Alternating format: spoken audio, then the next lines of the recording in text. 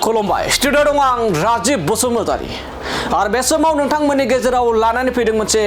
BTR राजखान्थिनि जर'खा खौरां थारैनो जोंनि बिटिआर ओनसोलाव एबा जोंनि बर' हारिनि गेजेराव एमएलए आनो जुदि एमएलए जाफ्लेबाय थायोब्ला मावफुं सोद्रोमायानो जुदि मावफुं जाबाय थायोब्ला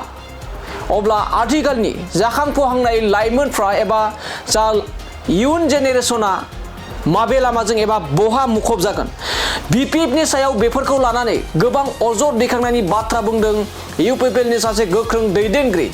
गर्जन मोसाहारि बिथाङा फोरमायदों बिपिएफनि गोबां दैदेनगिरिफ्रा दिनै बेफोरबायदि जानो थांगासिनो दं आरो हाग्रामा महिलारि बिथाङा नखरनि राजखान्थि गेलेनो एबा गेलेगासिनो दं होननानै बाथ्रा बुंनायखौ बे समाव नुना मोननाय जादों मुनमुन ब्रह्मनि बिथांनि बाथ्राखौबो बे समाव बुंथिदों रिहन दैमारि बिथांमोननि बाथ्राखौबो बुंथिदों बे समाव आरो लोगोसे हाग्रामा महिलारि बिथांनि बिसि सेउलि महिलारि बिथांखौबो लानानै बाथ्रा बुंनायखौ बे समाव नुना मोननाय जादों दानिया फैदो बिदिब्ला बिपिएफ राजखान्थि दोलोनि सायाव माबायदि अजद दैखांनायनि बाथ्रा बुंदों गर्जन मोसाहारि बिथांनिफ्राय जों आबुङै खोनासंदोना लादोनि माखासे रायजो राजाफ्रा एखेबारे फागुन बारनि जिगाब उरायलाबायनायफोरनि उरायफायो जायजों गभर्नमेन्ट जायो बेजोंनो खारफायो थाइसे थाइनै मोनगोन बायदिसिना खामानि मोनगोन बावहाय बे दोहौआ जाफाखायो आरो जायहा खैफोदनि समाव नाव गोबायाव गाखोनानै दैयाव हाबनाय नावनि दैखौ सारग्रा आरो पार्टिखौ बोखांग्रा बिसोरसो अरिजिनेल पार्टि जायो आं होनो बिपिएफआ मा प्रब्लेम दङ एक नाम्बार बिपिएफनि दानि जे केन्डिडेट लिस्टखौ नोंथांमोना नाय गसाइगाव मृत्युन्जय सोर सिटिं इएम उदालगुरियाव रिहन दैमारि सोर सिटिं इएम पर्बजरायाव केन्डिडेटआ सोर मुनमुन ब्रह्म सोर सिटिं इएम दा बेनो बिपिएफनि नीति आं सिगाङावबो रायबाय थाखाजों जे नोंथांमोना बिएलटि महरै आन्दोलन खालामबोबाय डिभाइड आसाम 50-50 होनबोबाय हाजार जोंनि लाइमोनफ्रा जिउ गारनांबाय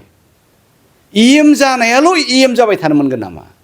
इएम जानायानो एमएलए जानो मोनगोन नामा एमएलए जानायाल' एमएलए जाबाय थानो मोनो नामा एमपि जानायानो एमपि जानो थांबाय आं बे इउपिपिएल आरो बिपिएफनि खोथा फैया बाहाय आं मोननैखौबो रायदों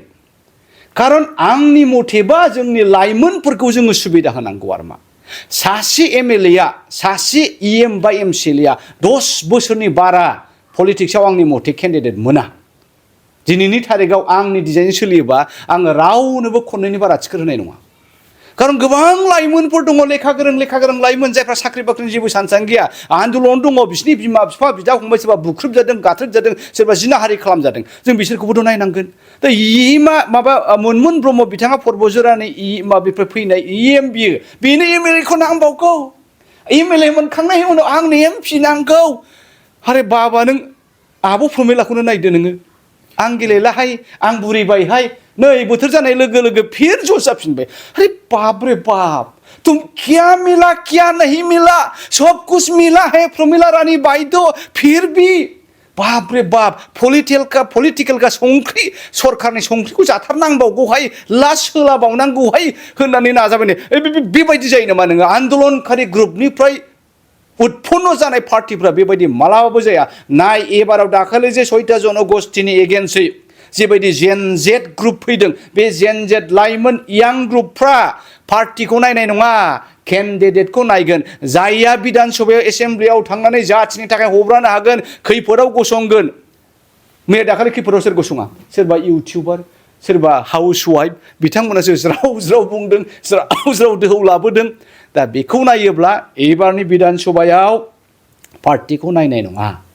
बिथांमोना केन्डिडेटखौ नायगोन जे बिथांमोना हारिनि जानानै बुंनो हानाय नङा हागोन ना हाया दा बेखौ नायोबा बिपिएफआ एबार मेक्सिमाम 100आव 80% बिथांमोननि केन्डिडेटफ्रा गासिबो सिटिं इएम दा बिसोरनो सोर भट होनो ना बर'आनो भट होगोन ना बांगालानो भट होगोन आरो मुस्लिमाथ' बिथांमोनखौ बिजेपिजों दङ होनखादों दा मुस्लिमनि भटआबो गैयाब्ला बर'निबो भटआ गैयाबा सोरनि भटजों देरहागोन दे